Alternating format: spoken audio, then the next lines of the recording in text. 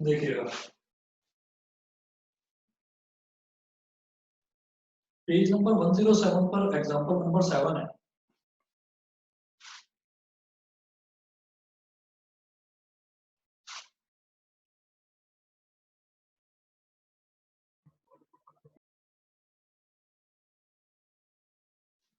Example number 7. Represent the complex number z is equal to 1 plus I root 3 in the polar form.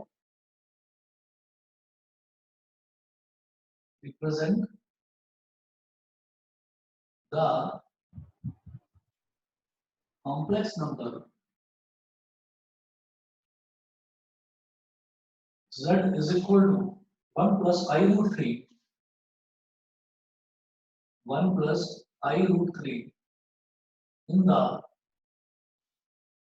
polar form. 1 plus I root 3 in the polar form. अब देखिए किस तरीके से करते हैं। मुझे polar form में represent करने के लिए जैसे हमारे पास रेक्टेंगुलर फॉर्म होती है, रेक्टेंगुलर फॉर्म को हम बोलते हैं z is equal to a plus i b. Polar form में हम करते हैं r cos theta plus i sin theta. इस फॉर्मेट में मैं लिखता हूँ किसी भी कॉम्प्लेक्स नंबर को। तो जरा देखिएगा कि एक तो मुझे r चाहिए और r क्या होता है मॉडुलस ऑफ z, और एक चाहिए मुझे थीटा, थीटा होता है आर्ग्यूमेंट ऑफ z। तो सबसे पहले मैं r निकालूंगा, इसको लिखिएगा z is equal to 1 bracket में प्लस i ब्रैकेट में रूट 3। हम कहेंगे here a is equal to 1 and b is equal to root 3। तो r is equal to modulus of z, और मॉडुलस ऑफ z क्या होता है a का स्क्वायर प्लस b का square under root 1 plus 3 under root 4 is equal to 2। और याद रखिएगा बिकॉज इट इज मॉडुलस, तो मॉडुलस का रिजल्ट हमेशा पॉजिटिव आता है। तो अंडर रूट का जब रिजल्ट आता है ना, तो मैं ये बोलता हूँ जैसे अंडर रूट 4 है तो हम उसको बोलते हैं प्लस माइनस 2, लेकिन हम यहाँ पर माइनस वाला नहीं लेंगे, हम यहाँ पर सिर्फ प्लस वाला लेंगे because r is equal to modulus of z। Modulus का रिजल्ट हमेशा पॉजिटिव आता है, तो इसलिए सिर्फ प्लस 2 लेंगे, माइनस 2 नहीं लेंगे। ठीक है, इसके बाद एक टर्म सर मॉडुलस आपने a स्क्वायर और b स्क्वायर की तरह रूट में a square plus b square, ये फॉर्मूला होता है बेटा इसका, ये अच्छा बस फॉर्म लेना है ऐसे करा। हाँ फॉर्मूला है under root a square plus b square, ये करके मॉडुलस आ जाता है। Okay sir. ठीक है, अब इसके बाद बात करेंगे हम थीटा निकालना है, लेकिन थीटा निकालने से पहले मुझे निकालना होगा अल्फा। तो अल्फा का फॉर्मूला ये होता है tan inverse modulus of b upon a। Alpha is equal to tan inverse, अभी इनवर्स का क्या मतलब है वो आपको समझा दूंगा। b है अंडर रूट 3 और a है 1। ठीक है, अब एक चीज याद रखिएगा, अभी हम लोगों ने हालांकि अभी ट्रिग्नोमेट्री करी नहीं है, लेकिन अब आप एक चीज याद रखिएगा, ये आपको मालूम है कि ये क्वाड्रेंट्स होते हैं, first quadrant, second quadrant, third quadrant, fourth quadrant, ये मालूम है? Yes sir. ठीक है, हर्षित मालूम है ये चीज? हर्षित? Yes sir. ठीक है, अब इसमें हम क्या करते हैं, जो फर्स्ट क्वाड्रेंट होता है, फर्स्ट क्वाड्रेंट में हम लिख देते हैं ऑल। ठीक है, सेकंड क्वाड्रेंट में हम लिख देते हैं साइन, थर्ड क्वाड्रेंट में हम लिख देते हैं tan, और फोर्थ क्वाड्रेंट में हम लिख देते हैं cos। इसका मतलब क्या है कि फर्स्ट क्वाड्रेंट में all trigonometric ratios sine, cos, tan, cot, cosec, sec सारे के सारे पॉजिटिव होते हैं, ऑल पॉजिटिव। सेकंड क्वाड्रेंट में सिर्फ साइन और साइन का रेसिप्रोकल cosec, बस वो पॉजिटिव होते हैं, बाकी सारे नेगेटिव। थर्ड क्वाड्रेंट में सिर्फ tan और tan का रेसिप्रोकल cot, वो पॉजिटिव होते हैं, बाकी सारे नेगेटिव। फोर्थ क्वाड्रेंट में cos और cos का रेसिप्रोकल sec, बस वो पॉजिटिव होते हैं, बाकी सारे negative. All sine tan cos, इसको इस तरीके से कर सकते हैं कि ऑल स्टूडेंट्स टेक केमिस्ट्री, ऐसे करके याद कर सकते हैं, या ऐड शुगर टू कॉफी ऐसे करके कर सकते हो, ठीक है। तो यहाँ पर सारे के सारे पॉजिटिव, यहाँ पर सिर्फ साइन पॉजिटिव, सिर्फ tan पॉजिटिव, सिर्फ cos पॉजिटिव। अब tan इनवर्स जो हम निकाल रहे हैं यहाँ पर, इसमें बेटा ये वाली जो चीज होगी, जब tan निकालते हैं हम किसी का भी, तो tan कैसे निकलता है, साइन अपॉन cos करके। तो ये जो ऊपर वाला है, इसको मैं बोलूंगा साइन अल्फा √3 को, और इसको मैं बोल दूंगा cos अल्फा। तो √3 क्या है, पॉजिटिव है, तो यहाँ पर देखो sine alpha positive plus sign लगाओ। 1 क्या है, ये भी प्लस साइन के साथ है, नेगेटिव तो नहीं दे रखा, तो ये भी हमारा पॉजिटिव हो गया। 1 और √3 पॉजिटिव है या नेगेटिव है, ये डिटरमिन कहाँ से होता है, ओरिजिनल कॉम्प्लेक्स नंबर से। ओरिजिनल कॉम्प्लेक्स नंबर क्या था, 1 प्लस i√3। तो यहीं से मुझे पता चल गया कि मेरा ए भी पॉजिटिव है और बी भी पॉजिटिव है। और हम क्या निकालते हैं, अल्फा को tan inverse modulus b upon a। तो मेरा b यानी कि sin अल्फा ये भी पॉजिटिव, और a यानी कि cos अल्फा ये भी पॉजिटिव। समझ रहे हो ना मैंने इसको sin अल्फा और cos अल्फा क्यों बोला, because I am calculating tan inverse. तो tan का फॉर्मूला क्या होता है, sin अपॉन cos। बताइए क्लियर है, Yes, sir. ये क्लियर है सभी बच्चों को। Yes, sir. Yes, sir. अब देखिएगा कि sin और cos दोनों पॉजिटिव कौन से क्वाड्रेंट में होते हैं, फर्स्ट क्वाड्रेंट। फर्स्ट क्वाड्रेंट में ऑल पॉजिटिव। अगर मान लो मैं सेकंड क्वाड्रेंट की बात करूं, तो यहाँ पर सिर्फ साइन पॉजिटिव आएगा, कॉस नेगेटिव आएगा। फॉर एग्जांपल सोचिए कि यहाँ पर हमारा √3 तो होता प्लस का, मतलब यहाँ तो होता √3 और यहाँ होता -1। तो मैं बोलता कि मेरा साइन पॉजिटिव हो गया और कॉस नेगेटिव हो गया। ऐसा केवल सेकंड क्वाड्रेंट में ही होता है कि साइन पॉजिटिव और साइन के अलावा बाकी सारे ट्रिग्नोमेट्रिक रेशियोज नेगेटिव। तो साइन और कॉस से मतलब होता है हमें, तो tan का इनवर्स निकाल रहे हैं ना, इसलिए। तो हम यहाँ पर बोलेंगे कि sine alpha and cos alpha both are positive. Sine alpha and cos alpha both are positive,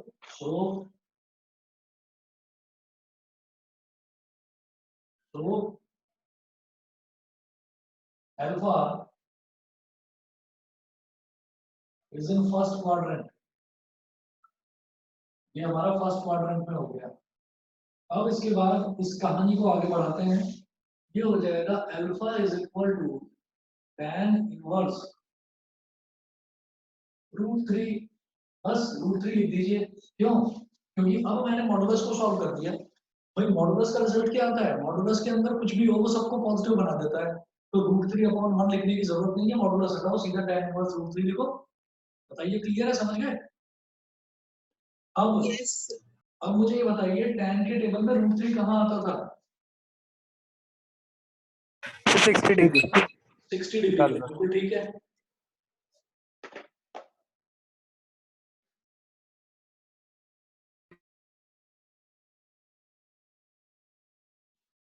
और रेडियंस में 60 डिग्री को क्या लिख सकता हूं मैं,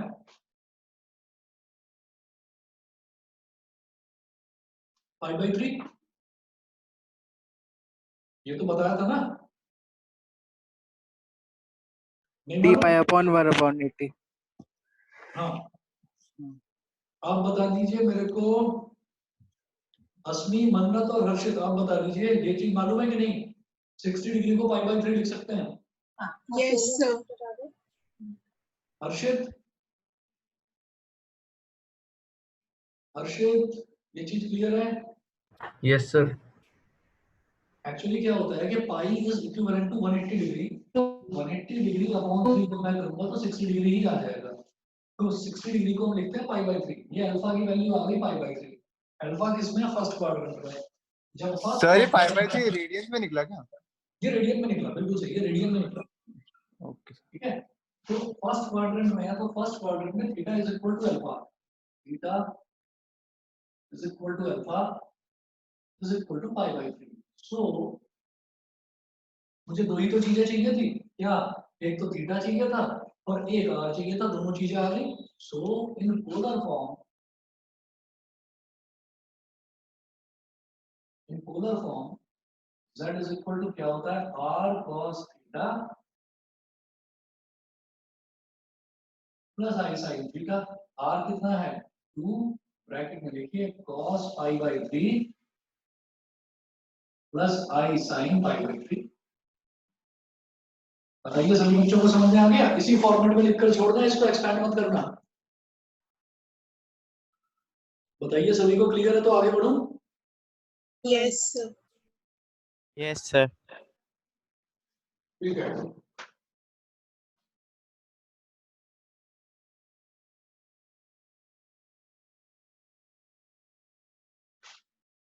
एग्जांपल 8। सर वो फिजिक्स का टेस्ट आपको कब तक सबमिट करना है? आज कर लो। सर आज तो थोड़ा सा मुश्किल है, मेरी क्लास है तो। चलो कोई बात नहीं, तुम कर लेना, मेरे को कल तक दे देना। Okay sir. मेरे को कल तक दे देना, और मैं आप लोगों के ना मैथ्स का फिजिक्स का टेस्ट ये मंडे तक दे पाऊंगा चेक करके। Okay sir. ठीक है। देखिएगा, convert the complex number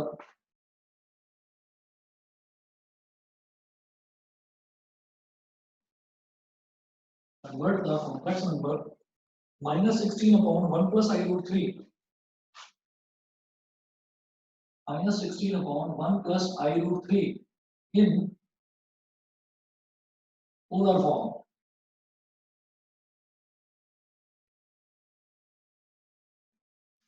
in polar form। Sir इसमें पहले ऊपर नीचे 1 माइनस आई रूट 3 से मल्टीप्लाई करना पड़ेगा ना? बिल्कुल करना पड़ेगा। मैं वही बताने वाला था कि डिनोमिनेटर में मुझे कभी भी आई वाला टर्म नहीं चाहिए, तो मैं पहले इसको रैशनलाइज करूंगा।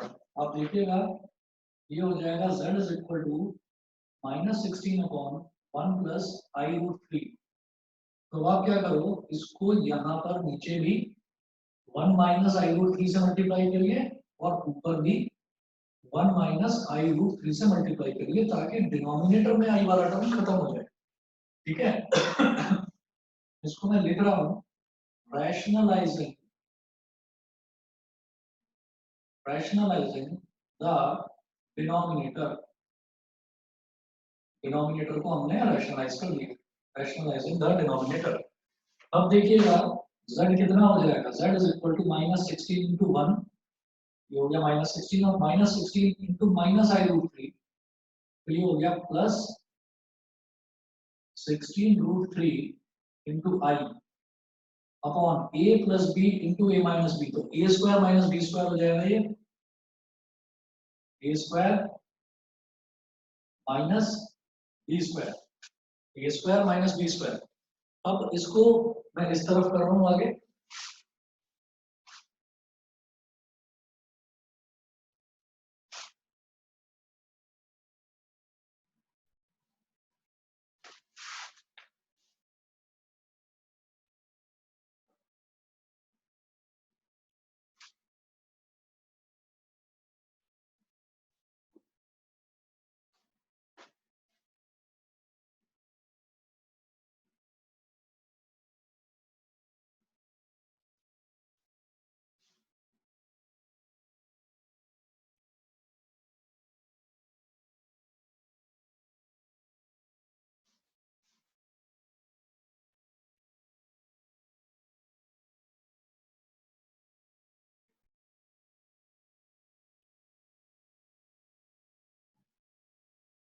अब देखिए आई स्क्वायर की वैल्यू -1 होती है, -1 इंटू -1 ये +1 हो गया, 1 + 3, तो -16 upon 4 plus 16 root 3 upon 4 into i, 4 4 दा 16, 4 4 दा 16। तो z is equal to -4 plus i into 4 root 3। बताइए ये क्लियर है सभी को? ये हमने रैशनलाइज करके उसको नॉर्मल फॉर्म में लेकर आ गए, ये क्लियर है सभी को? Yes, sir. Yes sir. a की वैल्यू आ गई -4 और b की वैल्यू आ गई 4 रूट 3। a की वैल्यू -4, b की वैल्यू 4 रूट 3। ठीक, तो अब मुझे सर निकालना होगा r is equal to mod z। Sir हाँ सर वहाँ पे जो ऊपर स्टेप में 1 माइनस आई स्क्वायर रूट 3 था, वो 1 प्लस 3 कैसे हो गया बाद में? ये देखो ऐसा था कि ये हमारे पास था a plus b into a minus b, तो a square minus b square, 1 का स्क्वायर माइनस आई रूट 3 का स्क्वायर, 1 का स्क्वायर हो गया 1, बीच में माइनस का साइन है ही, आई का स्क्वायर आई स्क्वायर रूट 3 का स्क्वायर 3, आई स्क्वायर होता है minus one into minus plus one into 3 plus 3, okay sir. 3 plus 1 कितना हो गया 4 हो गया, ठीक है। ओके सर, समझ गए, थोड़ा शॉर्टकट मार दिया मैंने, आई स्क्वायर की वैल्यू -1 लिखी नहीं है वहां पर। ठीक है, ओके सर। चलिए इसके बाद मैंने कहा ये हो जाएगा ए square plus b square,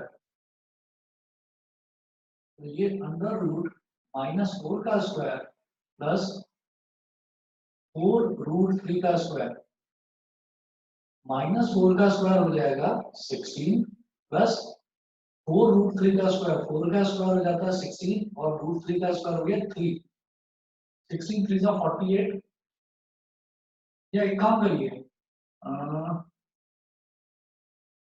16,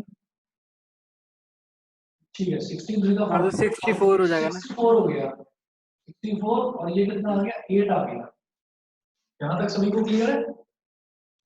Yes, sir. Yes इसके सर। बाद हाँ जी, इसके बाद निकालेंगे alpha, alpha is equal to tan inverse modulus b upon a, मतलब tan इनवर्स मॉडुलस b कितना है 4 रूट 3, 4 रूट 3 और a कितना है -4, तो अभी के अभी जरा देखिएगा, अभी इसको सॉल्व नहीं करना मॉडल को, पहले हम देखो ये हो गया sin alpha and sin alpha is positive, ये नीचे हो गया cos alpha and cos alpha is negative, समझ गए। तो sin अल्फा पॉजिटिव और cos अल्फा नेगेटिव ऐसा सेकंड क्वाड्रेंट में होता है, तो आप लिखिएगा alpha is in second quadrant, समझ गए। अब क्या करना है, अब हाँ अब इस मॉडुलस को सॉल्व कर लेंगे।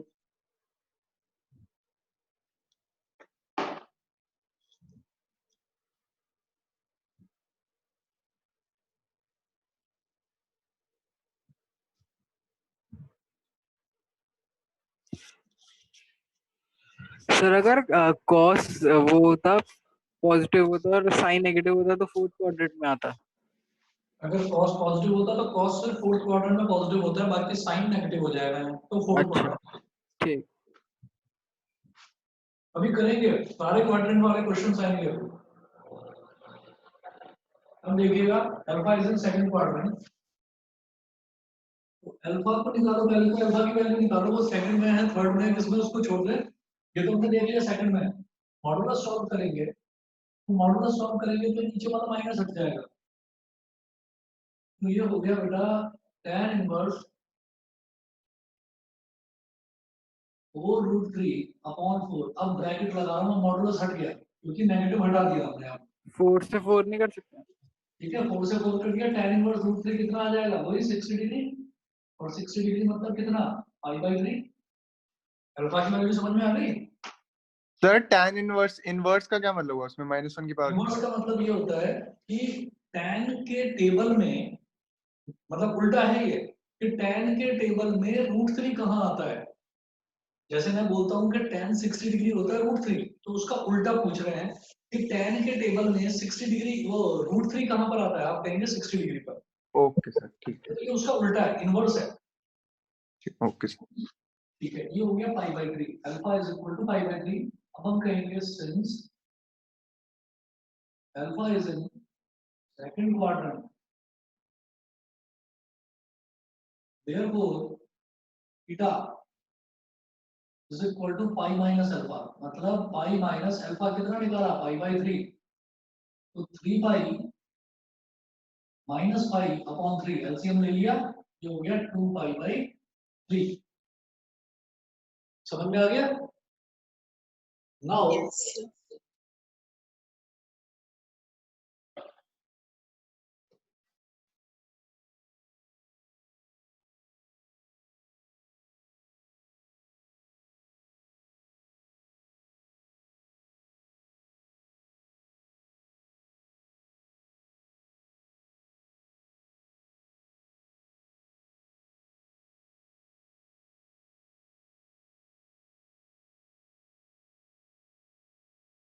बताइए सभी बच्चों को क्लियर है?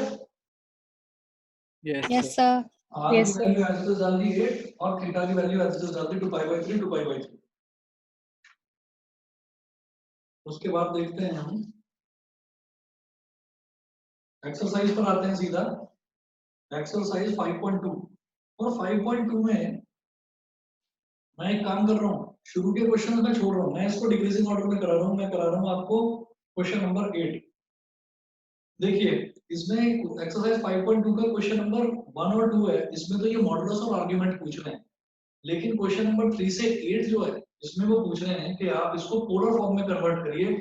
तो मैं उल्टा करा रहा हूँ, ध्यान से समझिएगा, लास्ट के क्वेश्चंस थोड़े से टफ हैं। एक्सरसाइज 5.2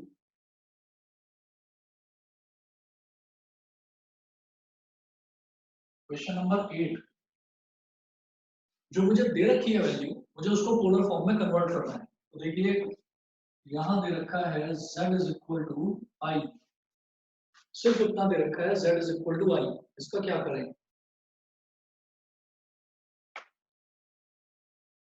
तो वो A 0 हो जाएगा, B 1 हो जाएगा। सर A 0 हो जाएगा, B 1 हो जाएगा।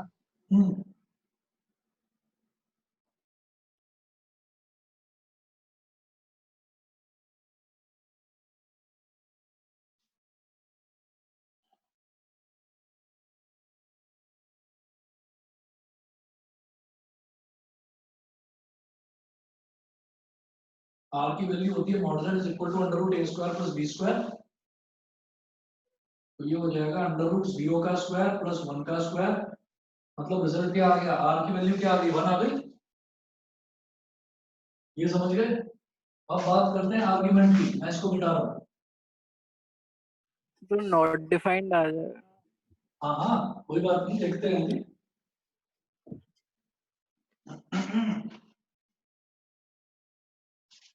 अब देखिएगा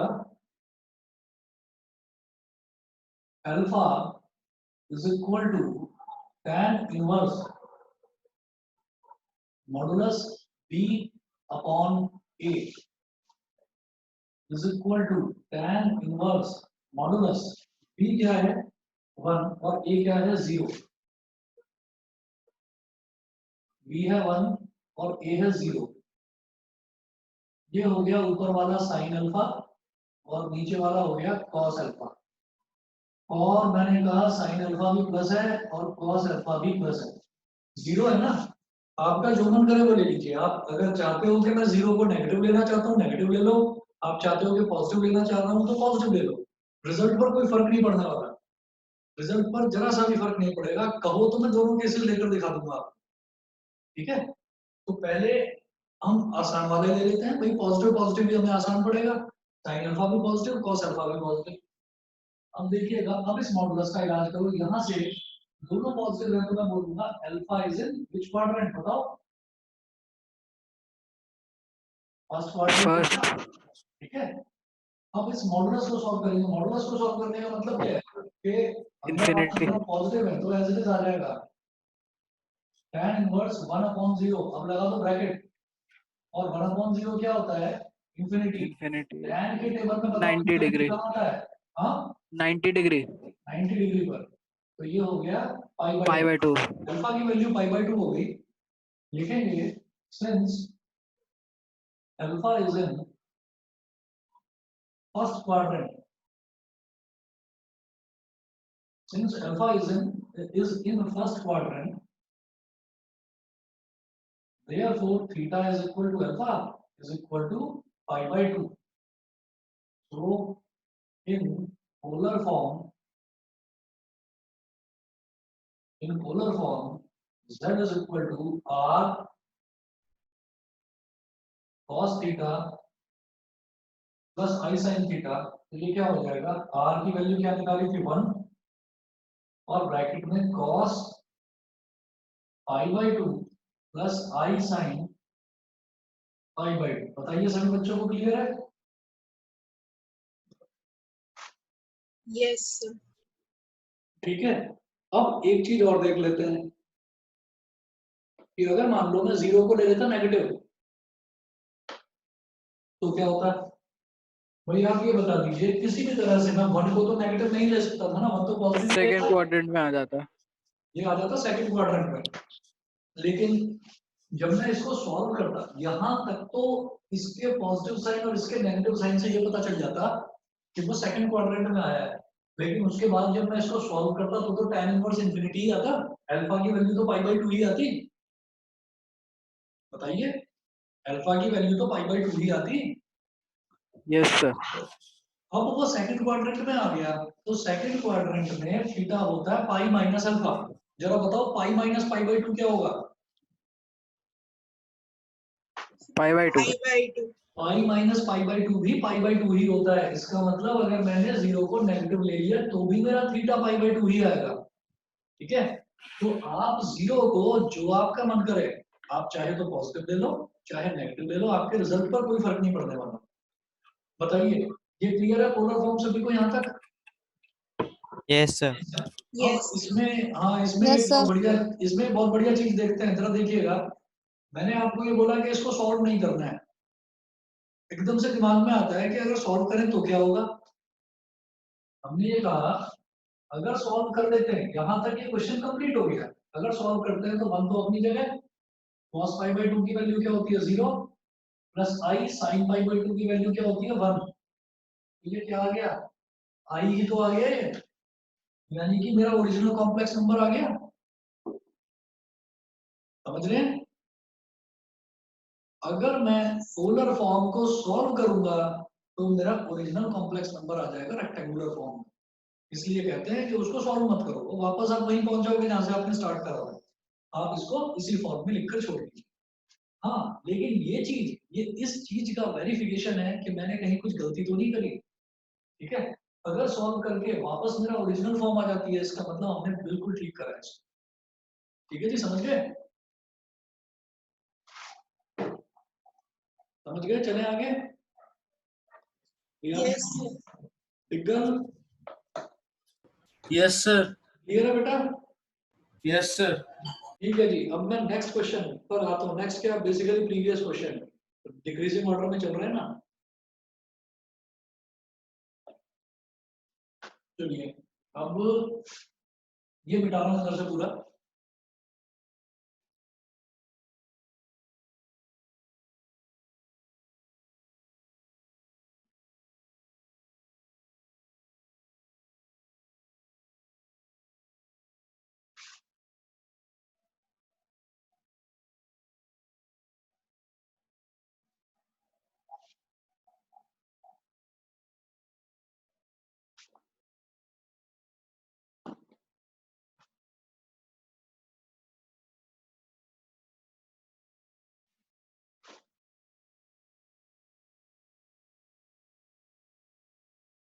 जो ये 7th वाला है, 7th वाले को मैं छोड़ रहा हूँ, मैं 6th वाला करा रहा हूँ। 7th वाला आसान है, आप कर सकते हैं, दिखाई दे रहा होगा। मैं 6th करा रहा हूँ। 6th में है सिर्फ -3, z इज इक्वल टू -3 दे रखा है। इसका मतलब z इज इक्वल टू क्या हो गया, -3 प्लस i इंटू 0। इसमें i वाली टर्म नहीं है, -3 प्लस i इंटू 0। तो a कितना हो गया, -3 और b हो गया 0। r is equal to under root a square plus b square -3 का स्क्वायर प्लस 0 का स्क्वायर 9, और रिजल्ट मैं पॉजिटिव ही लूंगा, मतलब मैंने प्लस का 3 ले लिया। 9 का अंडर रूट प्लस और -3 सर दोनों। b 0 क्यों होगा, b 1 नहीं होगा? बेटा ये मैं इसकी बात कर रहा हूँ, क्वेश्चन नंबर 60। अच्छा ओके छोड़ दिया मैंने। ठीक है सर। वो हाँ हाँ, 7th आसान है, आप लोग कर सकते हैं, तो मैंने 7th छोड़ दिया, आप कर लेना। ठीक है, r की वैल्यू आ गई 3। अब इसके बाद मैं अल्फा निकालता हूँ। Alpha is equal to tan inverse b upon a का मॉड। तो tan इनवर्स मॉड b कितना है 0 और a कितना है -3। तो ये जो न्यूमरेटर होता है tan के केस में ये होता है sin अल्फा, और डिनोमिनेटर होता है cos अल्फा। sin अल्फा और cos अल्फा। देखिए sin अल्फा पॉजिटिव है और cos अल्फा नेगेटिव है, तो ऐसा कौन से क्वाड्रेंट में होता है? ऐसा होता है Second quadrant. सेकंड क्वाड्रेंट का मतलब क्या होगा? हम कहेंगे alpha is in second quadrant, ठीक है। अब इसको सॉल्व कर लो, 0/-3 का मॉड क्या हो जाएगा? 0 ही हो जाएगा। तो alpha is equal to tan inverse 0। बताइए tan के टेबल में 0 कब होता है? 0 डिग्री। ये आ जाएगा 0, ठीक। और चाहे डिग्री और रेडियन वो 0 पर सेम होते हैं। अगर डिग्री 0 मेजर है तो रेडियन मेजर भी 0 ही होगा। तो हमने कह दिया ये 0 आ गया। तो जब अल्फा सेकंड क्वाड्रेंट में है तो थीटा क्या हो जाएगा? पाई माइनस अल्फा, यानी कि पाई माइनस 0 मतलब pi. Therefore in polar form z is equal to r bracket में cos theta plus i sin theta. तो r कितना है? 3 और cos pi plus i sin pi. अभी आप लोगों को ये नहीं पता होगा कि cos पाई और sin पाई की वैल्यू कैसे निकालते हैं, उसकी मेरे को जरूरत भी नहीं है, इसको अभी ऐसे ही छोड़ दीजिए। ये पोलर फॉर्म में आ गया, बिल्कुल ठीक है, ठीक है। वो हम ट्रिग्नोमेट्री में करेंगे डिटेल में कि ये वैल्यूज कैसे निकालेंगे। सर हर वैल्यू की ट्रिग्नोमेट्रिक वैल्यू होती है? हाँ, हर वैल्यू की ट्रिग्नोमेट्रिक वो होती है? समझा नहीं मैं, हर वैल्यू की क्या? मतलब हर वैल्यू की एक ट्रिग्नोमेट्रिक वैल्यू होती है, हर की एक ट्रिग्नोमेट्रिक वैल्यू होती है। तो हर की कैसे निकालते हैं? तो एक कॉमन फॉर्मूला बताऊंगा, उसी से सारी निकल जाएंगी, ठीक है ना। एक क्लास चाहिए, उसमें ट्रिग्नोमेट्री की इंट्रोडक्टरी क्लास में बताऊंगा बहुत सारी ऐसी ऐसी चीजें कि आपको फॉर्मूले रटने की जरूरत नहीं पड़ेगी। 90% ऑफ द केसेस में फॉर्मूले रटने की जरूरत नहीं पड़ेगी, 10% केसेस ऐसे हैं जिसमें फॉर्मूला रटना भी पड़ेगा, ठीक है। वो डिटेल में उसी में करेंगे। फिलहाल ये बताइए, ये क्लियर है सभी को? ठीक है बेटा, चलें आगे। अनुराग, क्लियर है? मतलब एग्जाम में Yes, cos फाई sir. को एक्सपैंड करना पड़ेगा? कॉस पाई को नहीं, नहीं, आपको डिफाइन करने की क्या जरूरत है? समझा नहीं मैं हर्ष, क्या पूछना चाह रहे हो? मतलब एग्जाम में भी cos फाई को एक्सपैंड तो नहीं करना पड़ेगा ना? हाँ ना, एक्सपेंड नहीं करना। ये तो मैंने आपको बताया था कि ये एक एक चीज है ऐसी कि अगर मैं इसको एक्सपैंड करके देखूं तो मेरे पास ओरिजिनल नंबर आ जाएगा। अच्छा। ठीक है? अब होता क्या है मैं आपको बता देता हूँ, cos पाई की वैल्यू -1 होती है और sin पाई की वैल्यू 0 होती है। तो ये तो पूरा 0 हो गया, ये -1, 3 into -1, ओरिजिनल वैल्यू -3 आ गई, ठीक है।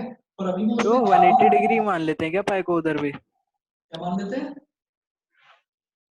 180 मान लेते हैं ना, क्योंकि cos 180 भी पाई -1 ही 180 होता ही है। होता है, पाई 180 ही होता है,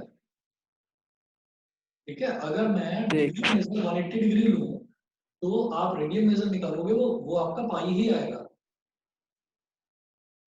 ठीक है। हाँ जी, क्वेश्चन नंबर 5 देखते हैं एक बार जरा। हर्ष, क्लियर है ना जो पूछना चाह रहे थे? यस। ठीक है।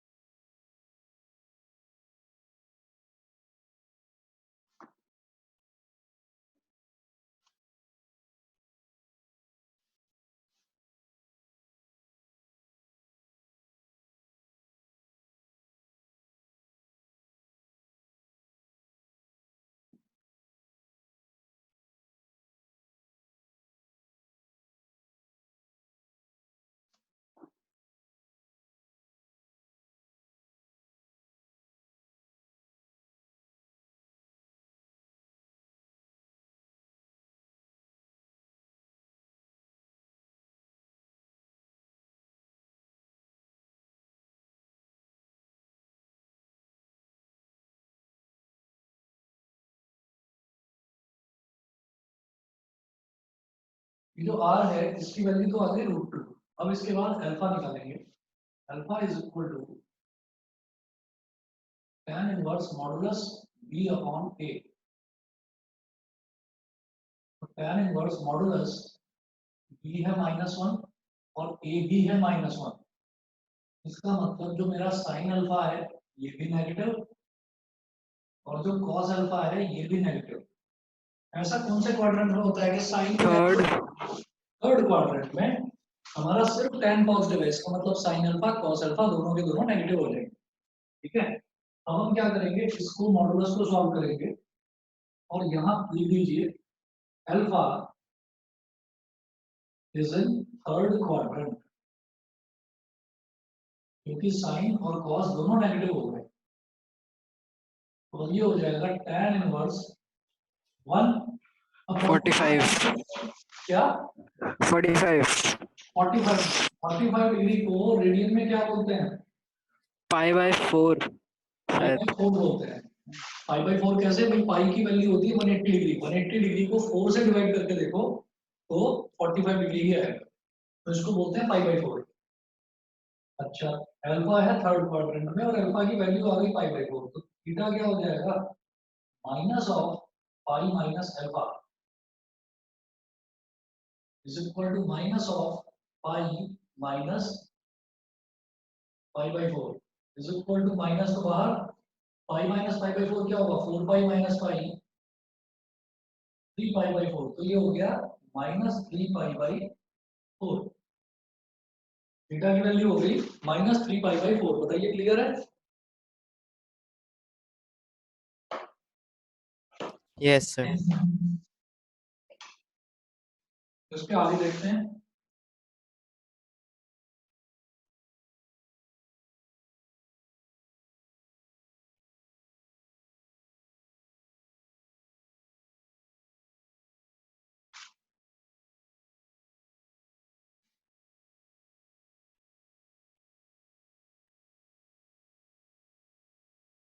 In polar form,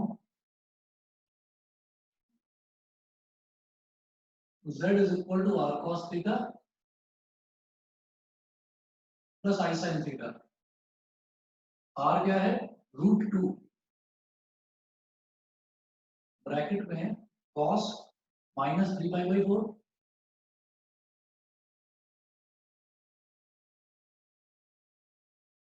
plus I sin -3 pi by 4। बताइए ठीक है? और एक छोटी सी चीज आपको बताना चाहूंगा कि cos के आगे जब एंगल नेगेटिव होता है तो वो नेगेटिव साइन अंदर ही कंज्यूम हो जाता है। मतलब cos -3 पाई बाई 4 बोलो या +3 पाई बाई 4 बोलो, एक ही बात होती है। तो इसको मैं लिख दूंगा √2, ये हो जाएगा cos 3 पाई बाई 4। और साइन -3 पाई बाई 4 का मतलब क्या है? साइन के आगे जब नेगेटिव आता है तो ये नेगेटिव फ्रंट में आ जाता है इससे, मतलब नेगेटिव साइन बाहर आ जाता है और अंदर पॉजिटिव बन जाता है। तो ये हो जाएगा -I sin 3 पाई बाई 4। समझ गए? तो cos में नेगेटिव साइन अंदर ही कंज्यूम हो जाता है और साइन में नेगेटिव साइन बाहर आ जाता है। ये रूल है। ये समझ में आ गया सभी को? यस चलो जी, अब इसके बाद क्या करेंगे देखिए। अब मैं करवा रहा हूँ इसमें क्वाड्रेटिक इक्वेशन और एक्सरसाइज 5.2 के जितने भी क्वेश्चन बचे हुए हैं वो सब आप करेंगे होमवर्क में। बेहद आसान है, पोलर फॉर्म में आप लोग मुझे लगता है कन्वर्ट कर ही लोगे, कोई मुश्किल चीज नहीं है। अब इसके बाद देखते हैं क्वाड्रेटिक इक्वेशंस। बता दिए सारा, अगर नोट कर लिया तो Yes, sir. ठीक है। इसको मिटाकर नेक्स्ट हेडिंग डालिएगा quadratic equations.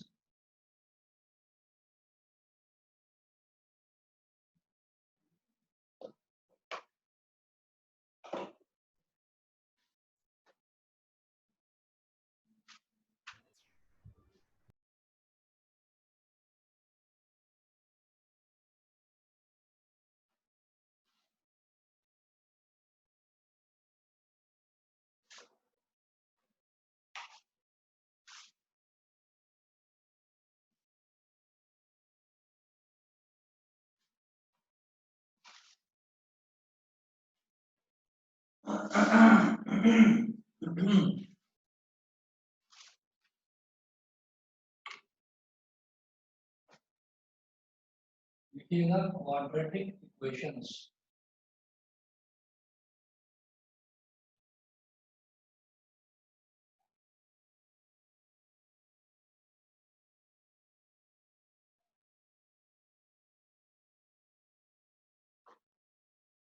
A standard quadratic equation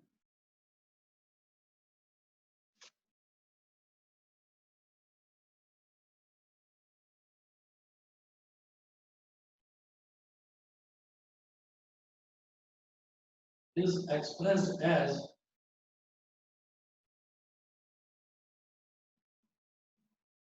ax square plus bx plus c is equal to 0। अब ये भी पढ़कर आए हैं 10th क्लास में यही चीज। एक स्टैंडर्ड क्वाड्रेटिक इक्वेशन होती है ax square plus bx plus c is equal to 0 by using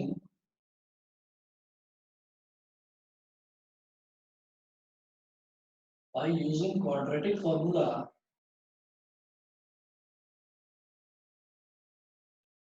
we can solve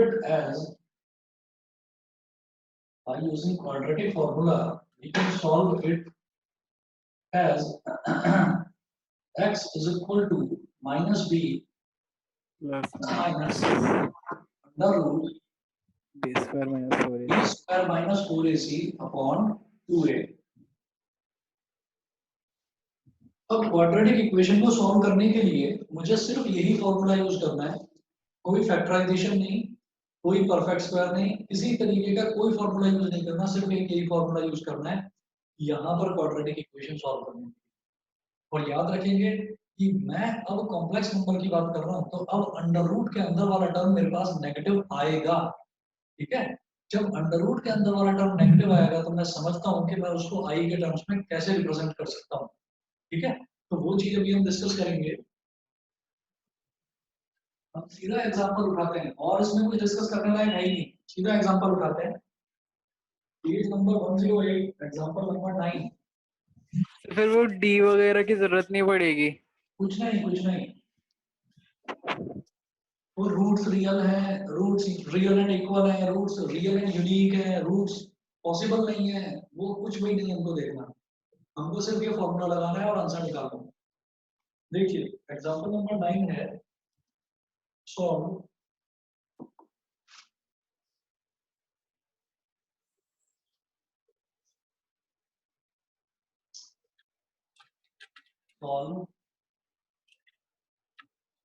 x square plus 2 is equal to 0, ठीक है। अब देखिए ये बेहद आसान वाला है, तो इसमें क्वाड्रेटिक फॉर्मूला की मुझे जरूरत नहीं पड़ रही है। इसमें मैं क्या करूंगा, मैं +2 को उधर ले जाऊंगा दूसरी साइड, तो x स्क्वायर की वैल्यू क्या आ गई -2। It implies that x is equal to under root -2। It implies that x is equal to under root 2 into -1। It implies that x is equal to under root 2 into under root -1, ठीक है। और जब हम किसी भी चीज का square root लेते हैं तो रिजल्ट आता है प्लस माइनस, ठीक है। यहाँ भी लिखो प्लस माइनस, यहाँ भी लिखो प्लस माइनस, तो x is equal to plus minus under root 2 और अंडर रूट -1 क्या होता है i, ठीक है। तो सॉल्यूशन के नाम पर दो चीजें, दो रिजल्ट आते हैं क्वाड्रेटिक इक्वेशन की, दो रूट्स आती हैं। तो एक रूट क्या आ गई x is equal to under root 2i और दूसरी आ गई x is equal to minus under root 2i। बताइए क्लियर है एग्जांपल नंबर 9? Yes. ठीक है जी, एग्जांपल नंबर 10 देखते हैं।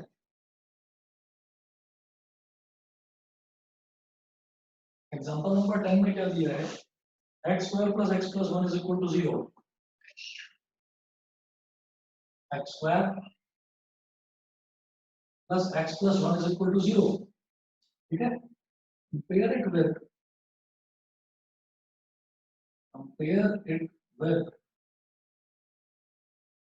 ax square plus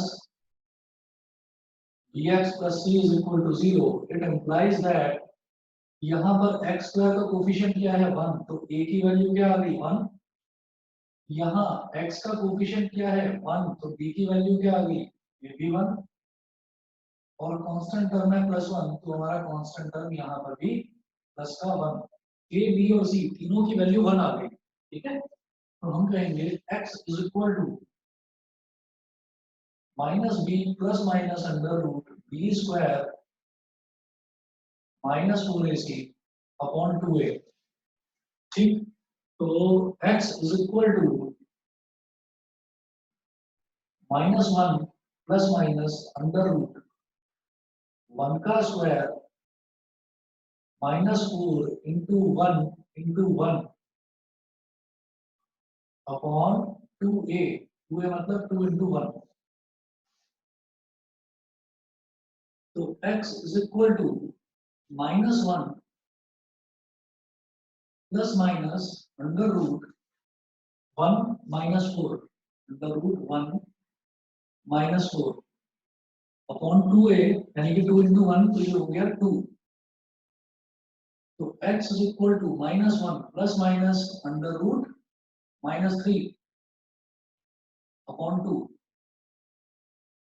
-1 plus minus, इसको क्या लिखेंगे under root 3 into under root -1 upon 2.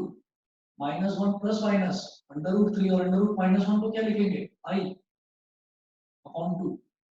तो ये हो गया -1/2 plus minus root 3/2 i. Therefore x is equal to -1/2 plus root 3/2 i, और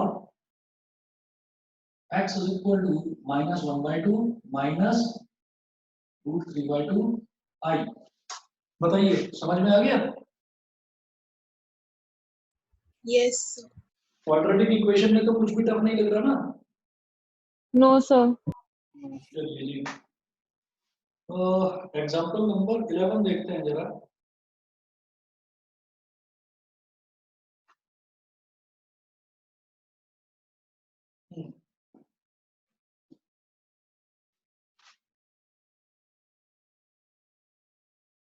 एग्जाम्पल नंबर 11 में है solve root 5x square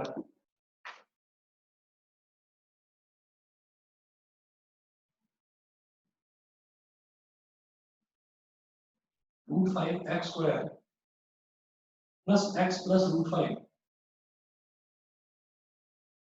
plus x plus root 5 is equal to 0. अभी x square का coefficient यहाँ रूट 5 है, यहाँ x का कोफिशिएंट क्या है 1, तो यहाँ कांस्टेंट टर्म क्या है root 5. Compare it with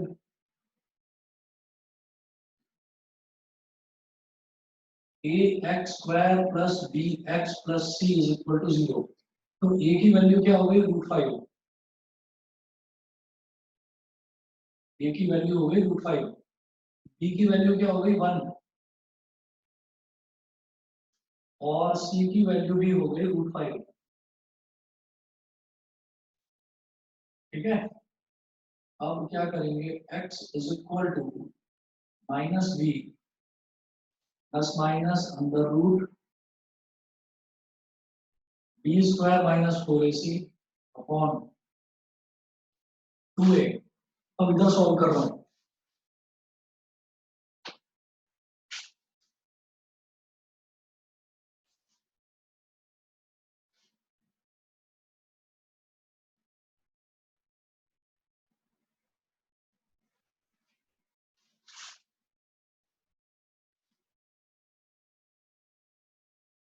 x is equal to -b का मतलब क्या हो गया -1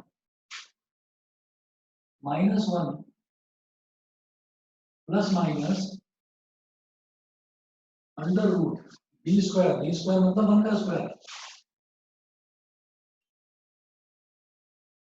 -4ac 4 into √5 into c भी है, ये भी √5 है अपॉन 2a यानी कि 2√5 -1 प्लस माइनस √1 का स्क्वायर 1 √5 into √5 हो जाएगा 5 और 5 4 जा 20 1 minus 20 upon 2√5 -1 plus minus √-90 upon 2√5। अब बताओ इसको एक्सपेंड करूं कि मैं 9 √19 into -1 लिखूं, फिर √19 into √-1 लिखूं। इट्स बेटर √-19 है, मैं इसको √19 आई लिख दूं सीधा सीधा, समझ गए ना? मैं इसको √19 आई लिख दूं ऐसे। अरे बोलो भाई। Yes, sir. Yes sir. ठीक है, -1 अपॉन 2√5 ये हो गया और प्लस माइनस √19 अपॉन 2√5 इंटू आई। देयरफॉर x की दो वैल्यूज अलग अलग, जब रूट्स पूछेंगे तो अलग अलग लिखेंगे। -1 अपॉन 2√5 प्लस √19 अपॉन 2√5 इंटू आई।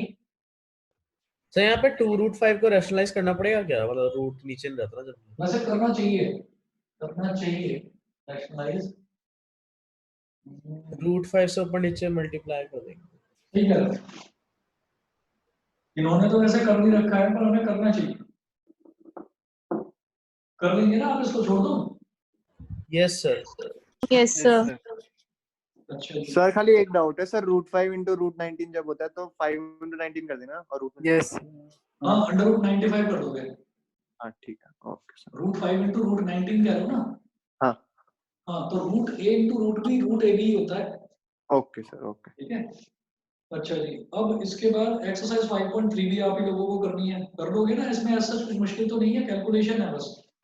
Sir, कर नो लेंगे। सर। कर लिया? Sir, कर लेंगे। अच्छा, कर लोगे, ठीक है। अच्छा, चलिए अब मिसलेनियस एग्जांपल्स देखते हैं। एग्जांपल नंबर 12 पर आ जाते हैं, पेज नंबर 109, एग्जांपल 12। एक्सरसाइज 5.2 5.3 दोनों आप लोगों को करनी है। अच्छा, इसमें ना कुछ चीजें ऐसी हैं कॉम्प्लेक्स नंबर में, वो इसमें कॉन्सेप्ट तो दे नहीं रखा है एनसीईआरटी में, लेकिन मिसलेनियस में क्वेश्चंस पूछे गए हैं। जैसे स्क्वायर रूट निकालना, तो स्क्वायर रूट किस तरह से निकालते हैं वो इन्होंने बताया नहीं है, लेकिन एग्जाम में जो है क्वेश्चन पूछ लिए जाते हैं, तो वो चीज भी मैं आपको बताऊंगा नेक्स्ट क्लास में। और दूसरा, इसमें ये बताया जाता है कि एक कॉम्प्लेक्स कॉन्जुगेट आइडेंटिटी होती है, जिसमें हमें कॉम्प्लेक्स नंबर लेकर नहीं चलना होता, हम अल्फा और बीटा की टर्म्स में करते हैं उसको, क्वेश्चंस को, ऐसे क्वेश्चंस आते हैं। तो वो भी मैं आपको नेक्स्ट क्लास में बताऊंगा। वो दोनों ही चीजें एनसीईआरटी में कॉन्सेप्ट उसका नहीं समझा रखा है, लेकिन क्वेश्चंस हैं मिसलेनियस में। पहले वो करके फिर मैं मिसलेनियस एक्सरसाइज स्टार्ट कराऊंगा इसकी। फिलहाल जो मिसलेनियस एग्जांपल्स हैं शुरुआती, वो ज्यादा मुश्किल नहीं है, वो करते हैं। एग्जांपल नंबर 12 देखते हैं, पेज नंबर 109, एग्जांपल 12।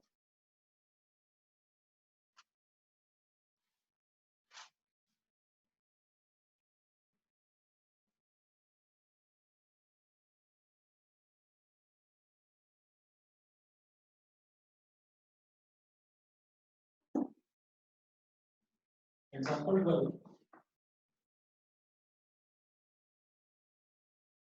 इसमें है, find the conjugate of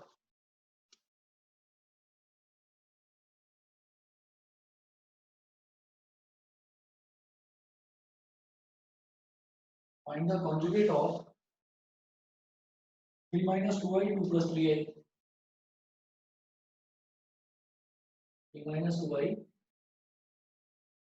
2 plus 3i upon 1 plus 2i 2 minus i, 1 plus 2i 2 minus i। तो ये जो पूरा कॉम्प्लेक्स नंबर दे रखा है ना, इसको हम मान लेते हैं z। ठीक है, पहले इसको सॉल्व करेंगे। तो z क्या हो जाएगा, 3 2 6, 3 into 3 9i, -2 into 2 -4i -2i into 3i minus का 6i स्क्वायर। अब denominator 1 into 2 2 1 into minus i 2i into 2 4i और 2i into minus i minus का 2i square. z is equal to 6 plus 9 minus 4 ये हो गया 5i minus 6 into minus 1 upon 2 और 4i minus i कितना हो गया 3i और ये हो गया -2 into -1 तो z is equal to -6 into -1 plus 6 हो गया 6 plus 6 हो गया 12 ये हो गया 12 plus 5i अपॉन -2 into -1 हो गया प्लस का 2 plus 2 into plus 2 कितना हो गया 4 plus 3i तो ये हमारा z हो गया। अब किसी का भी कॉन्जुगेट निकालने से पहले जो कॉम्प्लेक्स नंबर है कॉम्प्लेक्स नंबर को स्टैंडर्ड फॉर्म में ले आते हैं। मतलब मुझे डिनोमिनेटर में i वाली टर्म नहीं चाहिए तो मैं क्या करूंगा यहाँ पर 4 - 3i से नीचे मल्टीप्लाई करूंगा और 4 - 3i से ही ऊपर मल्टीप्लाई करूंगा। मतलब मैंने डिनोमिनेटर को रैशनलाइज कर दिया। ठीक है तो 4 + 3i है तो 4 - 3i से ऊपर नीचे मल्टीप्लाई कर दूंगा। इसको हम करने के बाद में यहाँ पर लिख देते हैं रैशनलाइजिंग द डिनोमिनेटर।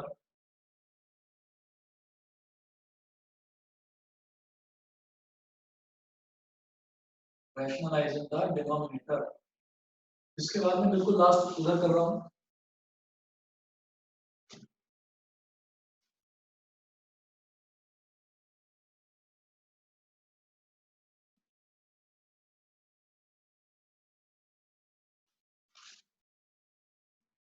देखिएगा ये हो गया 12 4 * 48 12 4 * 48 12 3 * 36 तो -36 आई। फिर 5 4 * 20 आई और प्लस 5i into -3i तो -15i square -15i square upon a plus b into a minus b तो a square minus b square 4 का स्क्वायर -3i का स्क्वायर -36 और +20 ये हो जाएगा माइनस का 16i और -15 i स्क्वायर की वैल्यू होती है -1 4 का स्क्वायर हो गया 16 -3 का स्क्वायर 9 और ये i स्क्वायर 48 -+ +15 -16i अपॉन 16 -9 -1 यानी कि 16 + 10 25 हो जाएगा। 48 + 15 कितना हो गया 63 -16i अपॉन 25 तो इसको मैं लिखूंगा 63 upon 25 minus i into 16 upon 25 ये हो गया। ये वैल्यू आ गई z की। वो पूछ रहे थे कि इसका आपको कॉन्जुगेट बताना है तो कॉन्जुगेट में हम क्या करते हैं ये जो i होता है ना इमेजिनरी टर्म इसका साइन बदल देते हैं माइनस है तो प्लस कर देते हैं और उसको लिखेंगे कैसे z बार z के ऊपर बार लगा देते हैं और जो रियल पार्ट है it will remain the same 63 upon 25 बस बीच का जो साइन है वो चेंज हो जाएगा प्लस i इंटू 16 अपॉन 25। बताइए जी क्लियर है सभी को? Yes, sir. Yes, sir. अच्छा जी उसके बाद एग्जांपल नंबर 13 है find the modulus and argument of the complex numbers. कर लोगे अपने आप? Yes sir. इसके Yes. बाद मैं एग्जांपल नंबर 13 तो मैं छोड़ रहा हूँ ये आप करना। मॉडुलस और आर्गुमेंट पूछ रहे हैं इसमें। मॉडुलस मतलब r आर्गुमेंट मतलब थीटा। उसके बाद एग्जांपल नंबर 14 और हाँ एक चीज और बता दूं जो मैं होमवर्क दे रहा हूँ होमवर्क का आपको क्या करना है कि आप करोगे उसको और करने के बाद मेरे को पर्सनली व्हाट्सएप करेंगे अपना होमवर्क, ठीक है, ताकि मुझे ये पता चल जाए आप लोग कुछ कर भी रहे हो या नहीं कर रहे हो, क्योंकि एक महीना आप लोगों को हो गया है पढ़ते पढ़ते, तो मैं देखना चाह रहा हूँ आप लोग होमवर्क कर भी रहे हैं या नहीं। तो जो भी आपको होमवर्क दिया है इसमें 2 एक्सरसाइज दी हैं, और ये जो कुछ एग्जांपल्स जो मैं छोड़ रहा हूँ, जैसे मैंने एग्जांपल 13 छोड़ा है, ये आप करेंगे तो ये मेरे को आप इंडिविजुअली व्हाट्सएप करेंगे इसकी फोटो खींच के कहाँ पर आपने करा, ठीक है। मुझे कहना ना पड़े दोबारा, प्लीज भेज देना। एग्जांपल नंबर 14 समझिएगा। If x plus i Y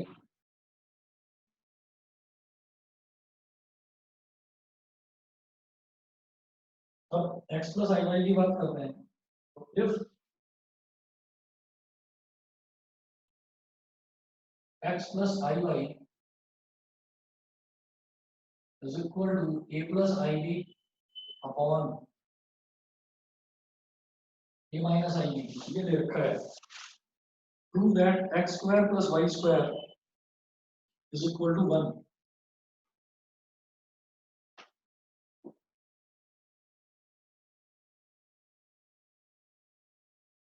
x square plus y square is equal to 1, ये चीज प्रूव करनी है, ठीक है। तो आप क्या करिए, सबसे पहले x प्लस आई वाई को स्टैंडर्ड फॉर्मेट में कन्वर्ट करिए।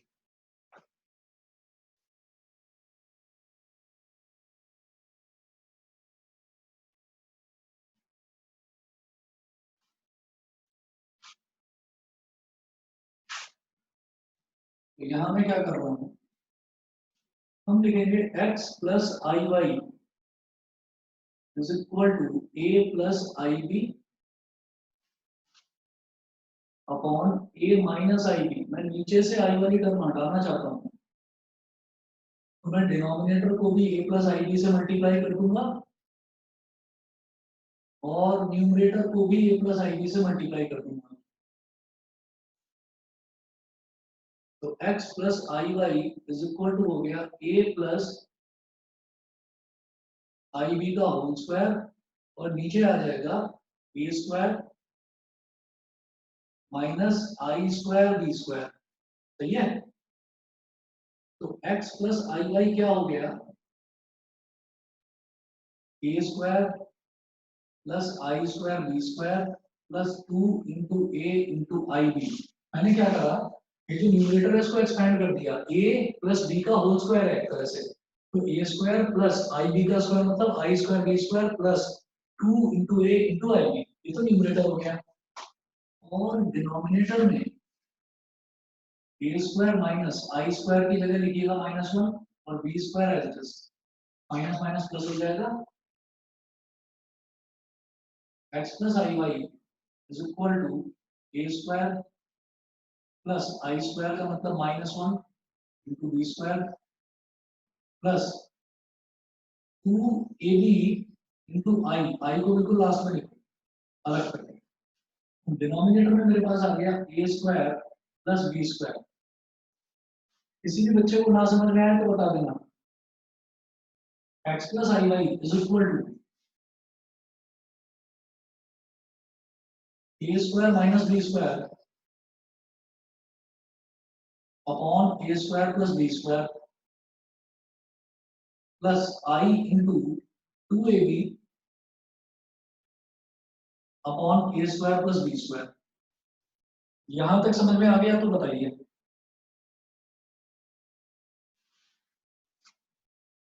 मैंने क्या कर रहा, a square minus b square, ये जो रियल पार्ट है upon a square plus b square, इसको तो अलग कर लिया, और i वाला जो टर्म है 2ab upon a square plus b square, इसको मैंने अलग कर दिया। बताइए क्लियर है? Yes, sir. अब क्या करिएगा, जब x प्लस आई वाई आ गया तो अब x माइनस आई वाई निकाल दो। x माइनस आई वाई क्या होगा, x माइनस आई वाई का मतलब क्या है कि इसका कॉन्जुगेट। तो हम क्या करेंगे, बस बीच वाले का ये साइन चेंज हो जाएगा यहाँ पर, तो ये क्या हो जाएगा a square minus b square upon a square. Sir इसे क्या कहेंगे, कॉन्जुगेटिंग बोथ साइड्स। हाँ ये लिख दोगे, कॉन्जुगेटिंग बोथ साइड्स लिखा जा सकता है। माइनस आई इंटू 2ab अपॉन ए स्क्वायर प्लस बी स्क्वायर। ये बताइए x प्लस आई वाई और x माइनस आई वाई, ये क्लियर हो गया सभी को? Yes, sir. Yes. अच्छा, इसके बाद मुझे प्रूव करना था x square plus y square is equal to 1। तो अब आपको क्या करना है, ये हो गई इक्वेशन 1 और ये हो गई इक्वेशन 2। ठीक, ये भी आप लोगों के लिए होमवर्क है, नहीं आता है तो मेरे से पूछना। आपको इक्वेशन 1 और इक्वेशन 2 को मल्टीप्लाई कर देना है, समझ रहे हो? जब मैं x लेफ्ट हैंड साइड की बात कर रहा हूँ सिर्फ, तो x plus i Y into x minus I Y करूंगा, इसका रिजल्ट क्या आ जाएगा?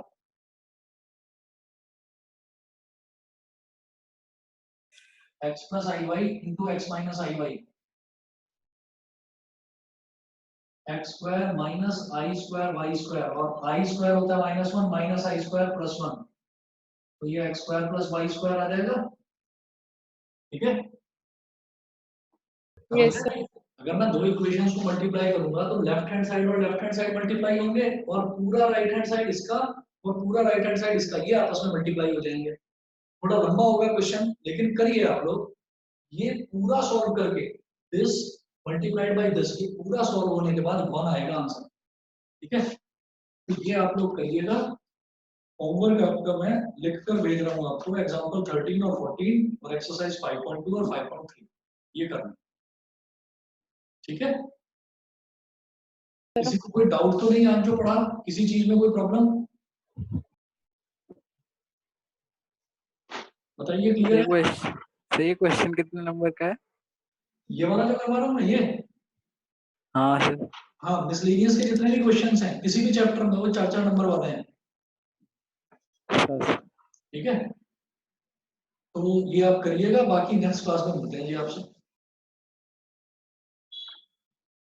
Thank you sir.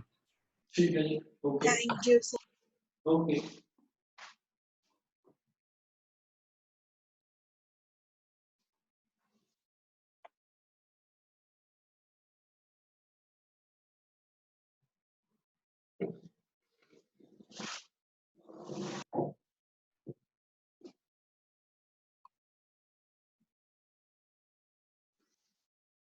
हाँ आर्यन, कर दूं मीटिंग एंड कर दूं? आर्यन डिगर,